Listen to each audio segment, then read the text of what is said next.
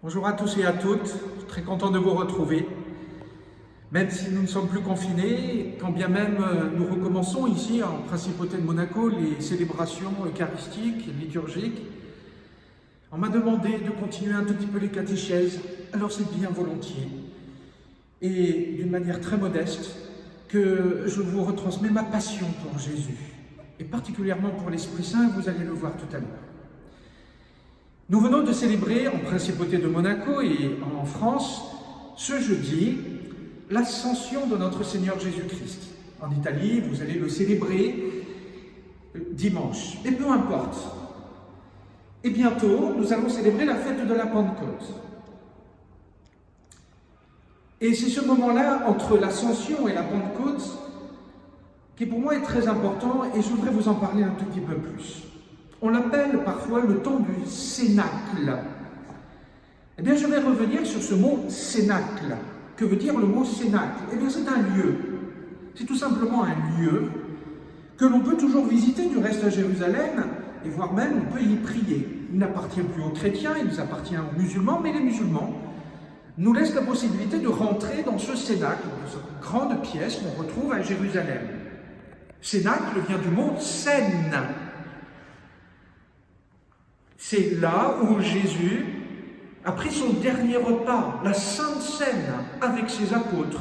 Un moment très important, non seulement par rapport au lavement des pieds, où il a exprimé tout son amour. Je ne suis pas venu pour être servi, mais pour servir.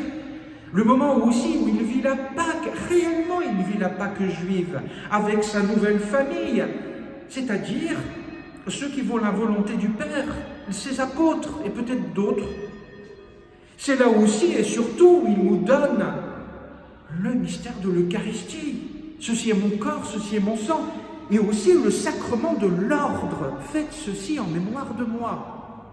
Un lieu particulièrement important pour nous chrétiens. Ceci s'est passé donc le soir du jeudi saint. Eh bien, 53 jours après, précisément, Jésus demande à ses apôtres, mais aussi à d'autres disciples, de retourner dans cette pièce pour y attendre ce qu'il a promis, la force venue d'en haut, c'est-à-dire l'Esprit Saint. Et donc ce n'est plus simplement les 12 apôtres qui sont réunis, mais nous dit Saint Luc dans les Actes des Apôtres, chapitre 1, 120 personnes à peu près. 120 personnes. Essayez d'imaginer un peu pendant 10 jours.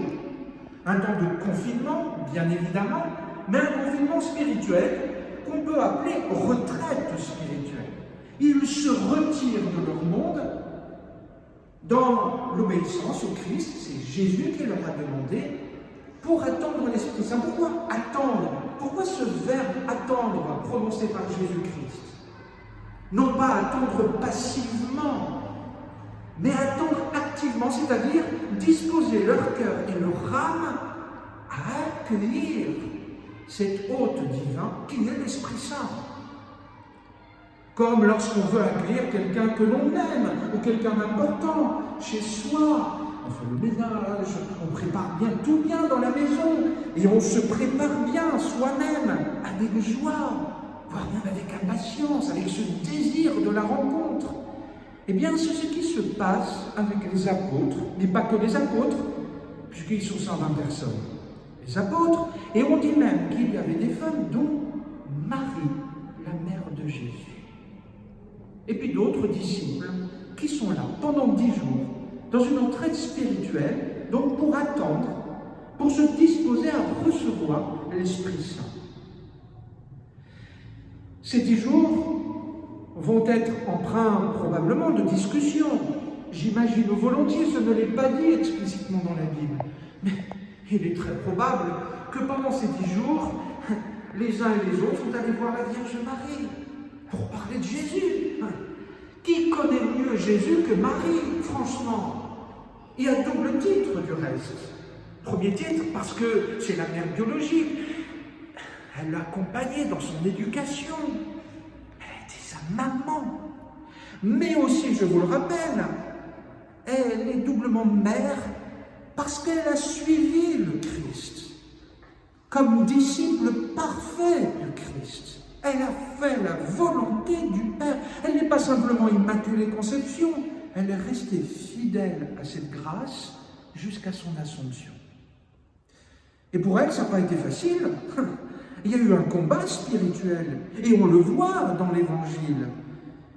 Ce combat spirituel qui est exprimé symboliquement dans les Actes des Apôtres, chapitre 12, où on voit cette femme couronnée d'étoiles, la lune sous les pieds, pour manteau le soleil, et ce combat avec le dragon, le diable.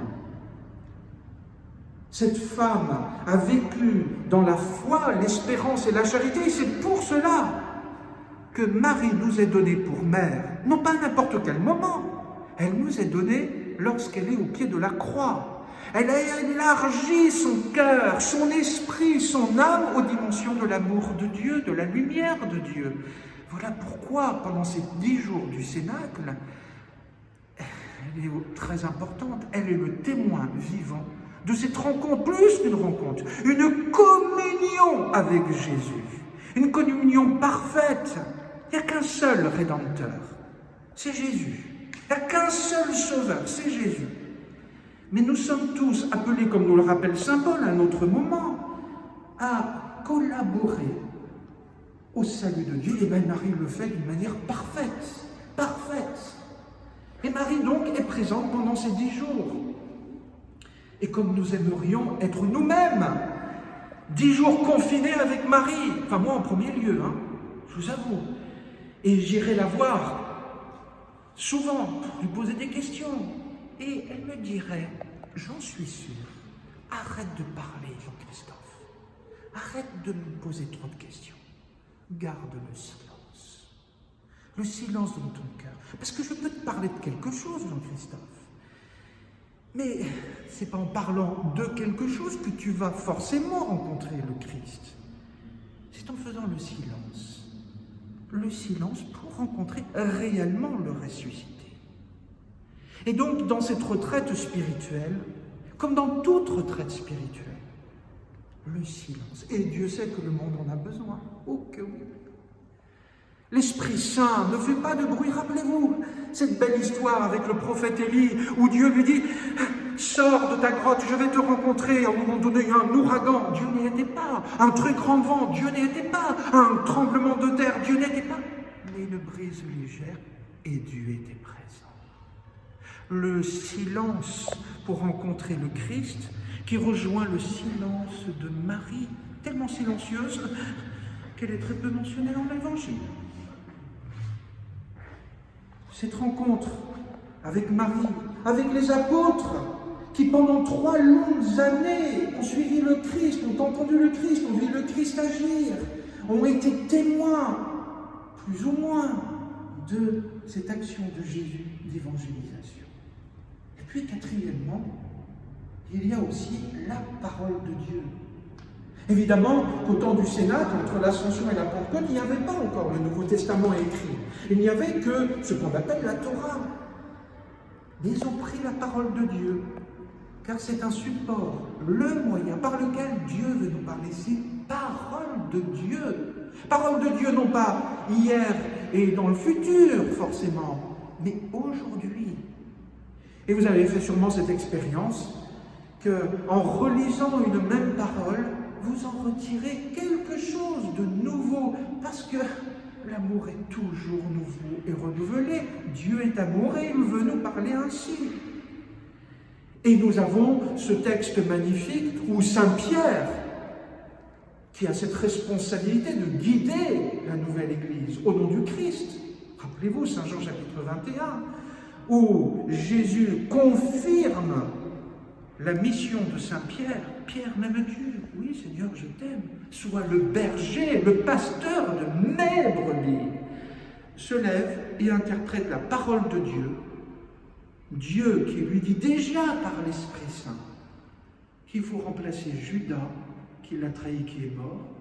Et c'est la fameuse élection de Matthias, le 12e apôtre. Entendez bien, élection, non pas une élection démocratique, élection ici dans le sens que Dieu choisit, il est élu par Dieu pour le remplacer, avec ce moyen évidemment de la prière, avec ce moyen de ce tirage au sort, mais ce ne sont que des moyens.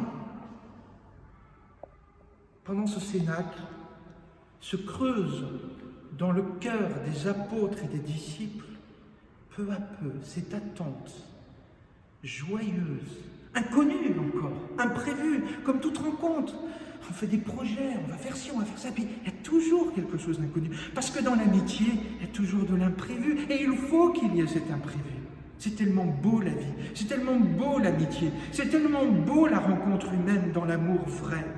Voilà ce qu'expérimentent les apôtres, les disciples, avec les femmes, la Vierge Marie. Jusqu'au jour où, de fait, ils vont recevoir l'Esprit Saint durant la fête de la Pentecôte. Pourquoi je vous parle de tout ça? Parce que c'est des choses du passé, mais en même temps des choses du présent. Nous avons tous et toutes besoin, j'allais dire même croyons ou non du reste, de ces temps de silence, de ces temps aussi de rencontre avec nous-mêmes, avec les autres, de ces témoignages des uns des autres. Nous avons besoin de ces temps aussi de la méditation, de la parole de Dieu, par lequel Dieu veut nous parler. Et surtout et avant tout, nous avons besoin de ce temps de silence. Parfois ce silence nous fait peur, mais si nous posons Dieu, Marie, l'Esprit Saint, nous ne pouvons pas avoir peur. Non, c'est lui-même Jésus qui nous le dit. N'ayez pas peur, je suis là. Et même si tu te retrouves toi-même avec tes laideurs parfois, tes inquiétudes, avoir un passé parfois troublant, par de l'avenir, mais je suis là. Et c'est ainsi que j'en suis sûr, pendant ces 10 jours, les apôtres, la Vierge Marie et les disciples ont repris les psaumes, et entre autres, ce psaume 22 ou 23, « Le Seigneur est mon berger, rien ne saurait me manquer ». Alors je vous invite, frères et sœurs, chers amis, à prendre ces temps de silence. Pourquoi? Pour attendre activement, dans la confiance, dans l'espérance, ce que Dieu promet. Et Dieu est fidèle dans ses promesses. Dieu promet l'Esprit Saint. Vous l'avez déjà reçu à votre confirmation, pour ceux qui ont été confirmés.